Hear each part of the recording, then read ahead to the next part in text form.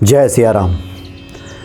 सब सुख लहे तुम्हारी सरना, तुम रक्षक काहू को डरना।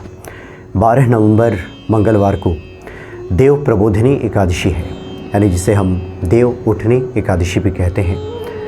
आषाढ़ शुक्ल एकादशी को भगवान विष्णु शयन पे चले जाते हैं। चतुर्मास का शयन होता है, सभी मांगलिक कार्य रुक जाते हैं। और उसके बाद ये जो कार्तिक महीना चल रहा है, शुक्ल पक्ष एकादशी को भगवान विष्णु शयन से जगते हैं, यानी योग निद्रा से जगते हैं, तो फिर मांगलिक कार्यों की शुरुआत हो जाती है। इस दिन का बहुत ही विशेष महत्व है। इस दिन अगर श्री हनुमान जी की आराधना विशेष प्रकार से, एक विशेष पूजन किया जाए श्री हनुमान जी का, तो जिनके जीवन में संकट है, मनोकामनाएं पूरी नहीं हो पा रही हैं, बहुत सारे ऐसे कार्य हैं जो अटके पड़े हैं, उसका निराकरण हो जाता है। अभी वृंदावन जाना हुआ था, बहुत सारे संतों से बातचीत हुई। जब भी हनुमान जी की बात आती है तो एक स्वर से सभी संत श्री हनुमान जी का गुणगान करते हैं और कहते हैं कि उनके बिना तो कुछ संभव हो ही नहीं सकता। इस कलयुग में भी अगर भक्ति करनी है तो हनुमान जी की कृपा के बिना तो ये संभव ही नहीं है। इतनी सारी मार्ग में बाधाएं हैं, इतनी सारी रुकावटें हैं कि संकट मोचन हनुमान जी के बिना ये तो संभव हो ही नहीं सकता, उन बाधाओं का निवारण। इसलिए हनुमान जी सर्वोच्च स्थान पर विराजमान हो जाते हैं। एक और महत्वपूर्ण बात संतों ने कहा कि पुराने समय में, प्राचीन काल में बहुत बार ये होता था कि संप्रदायों में विभक्त होने के बाद शैव, वैष्णव, शाक्त, इस तरह के आपस में एक दूसरे की सर्वोच्चता स्थापित करने में भक्त कई बार लग जाते हैं कि शैव बड़े, कि शाक्त, कि वैष्णव। बाद में गोस्वामी तुलसीदास जी ने सबको एक किया कि तीनों में कोई भेद नहीं है। जो शिव का आराधक है वही भगवान राम को भजता है, शिव का द्रोही भगवान राम का भक्त तो हो ही नहीं सकता। तो ये तीनों शक्तियाँ जो हैं, शाक्त, शैव और वैष्णव, सब एक ही हैं। गोस्वामी तुलसीदास जी ने श्री रामचरितमानस के माध्यम से इसको ऐक्य स्थापित किया। लेकिन उन दिनों में जब इस तरह का विरोध देखने को मिलता था, उस वक्त भी हनुमान जी निर्विवाद रूप से सर्व स्वीकार्य देव थे। चूँकि तंत्रोक्त साधना में तो श्री हनुमान जी सर्वोच्च आसन पर विराजित दिखाई देते हैं।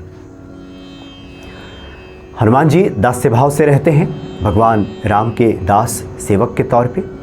लेकिन जब साधना की बात आती है तो हनुमान जी सर्वोच्च स्थान पे विराजित हो जाते हैं, उनकी सर्वोच्चता सिद्ध हो जाती है। इसलिए हनुमान जी की पूजा के बिना संभव ही नहीं है कि कलयुग में व्यक्ति संकट मुक्त हो सके, जीवन को सुगम और सुचारू रूप से चला सके।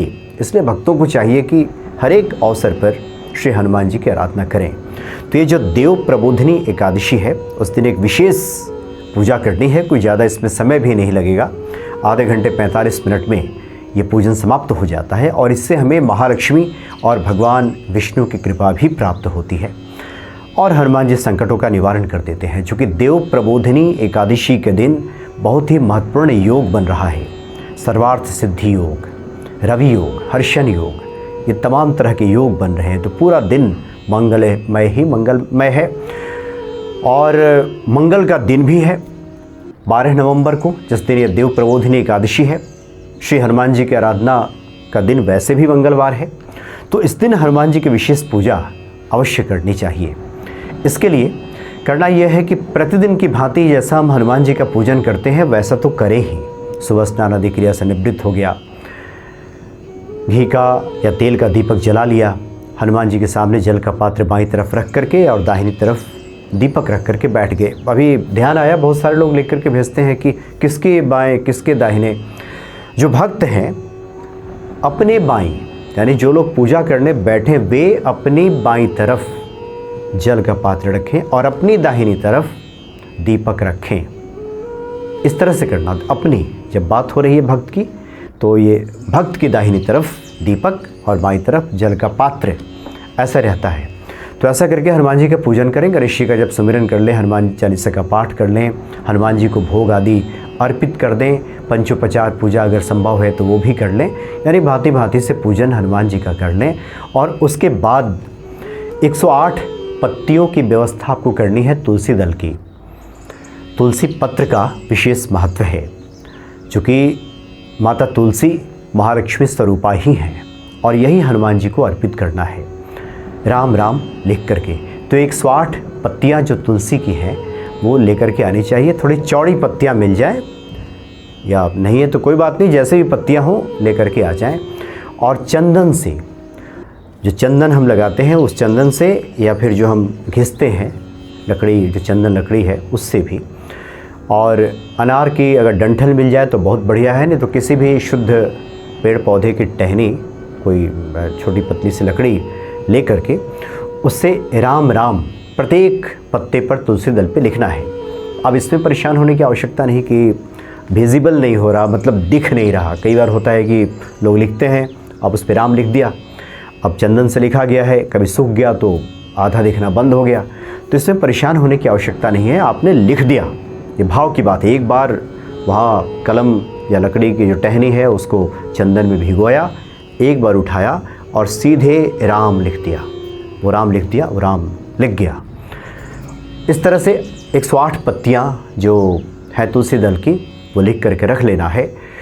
और उसके बाद ओम हनुमते नमः ऐसा कहते हुए अर्पित करते जाना। एक पत्तियाँ उठाया, ओम हनुमते नमः, ओम हनुमते नमः, इस तरह से 108 पत्तियाँ श्री हनुमान जी को अर्पित कर देना है। और जैसे कि हर पूजन में होता है, सबसे पहले आपने हनुमान जी को प्रार्थना तो करनी ही है।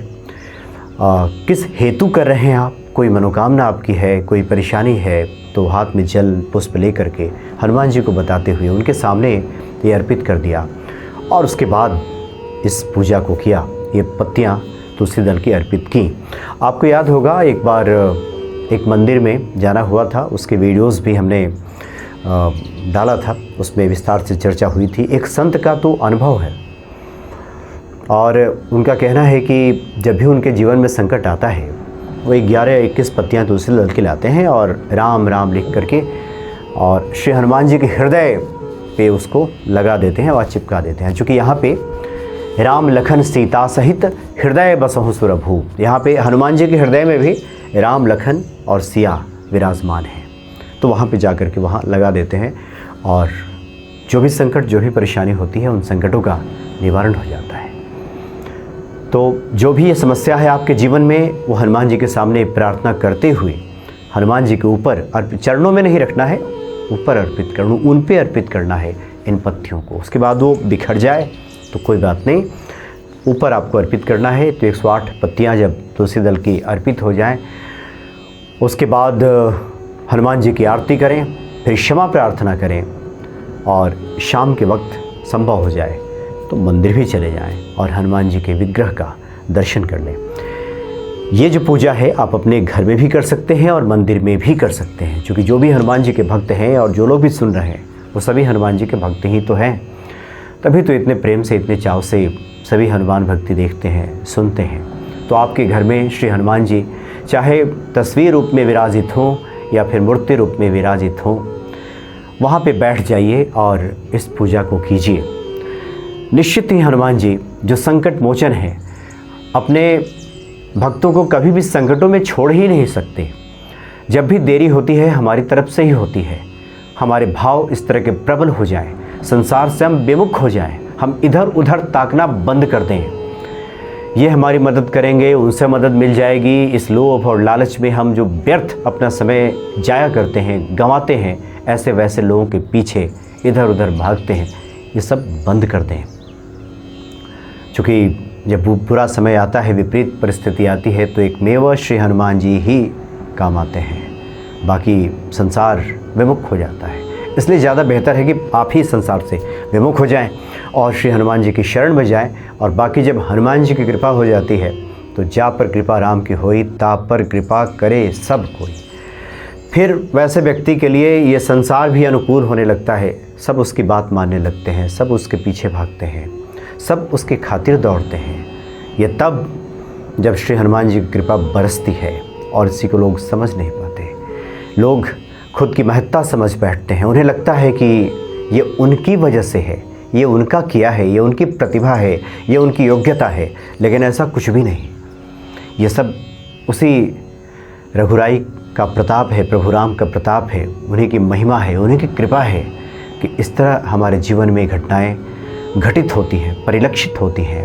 और हमें लगता है कि मेरा मान सम्मान बढ़ रहा है, लेकिन पीछे जो ताकत या शक्ति होती है उसी हनुमत तत्व की होती है। इसलिए प्रबोधिनी एकादशी के दिन, देव उठनी एकादशी के दिन जिसे कहते हैं कि देव उठ जाते हैं, उस दिन जागृत हो जाते हैं, उस स्थिति में अगर हम हनुमान जी की प्रार्थना करेंगे, उनकी पूजा करेंगे, तो निश्चित ही प्रभु राम, महालक्ष्मी, भगवान विष्णु की कृपा हमें अवश्य प्राप्त होगी। जय सिया राम।